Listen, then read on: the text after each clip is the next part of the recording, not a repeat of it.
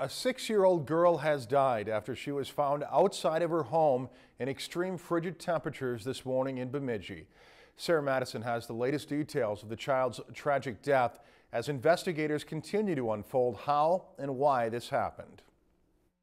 I seen through my blinds that there was yellow tape, crime scene tape, going around. Molly Tibbetts is a resident of Washington Avenue Apartments and was at home when Bemidji police and emergency officials responded to a weather-related medical alarm at the apartment complex around 6:30 Thursday morning. They were directed to a 6-year-old female who was inside the front entrance to the apartment building. They found the child had signs of being exposed to the frigid elements and pronounced her dead at the scene.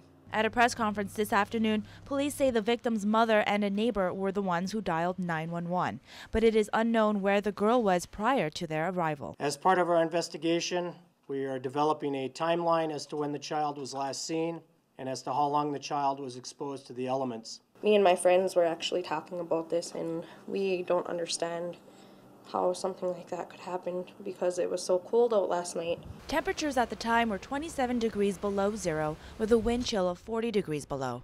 According to police, the victim was dressed for short-term weather exposure. The child was found with a jacket, boots, things like that, hat, mittens. Police are withholding the victim's name, but we do know the victim was recently enrolled in first grade at Horace May Elementary School from J.W. Smith Elementary School. As word of this tragedy was brought to our attention, we immediately began notifying appropriate staff who could mobilize resources to provide support for students and staff affected by the death of this child. The victim lived with her mother and 2 younger siblings at the apartment complex. A security lock only allows entry into the building either with a key or by buzzing in.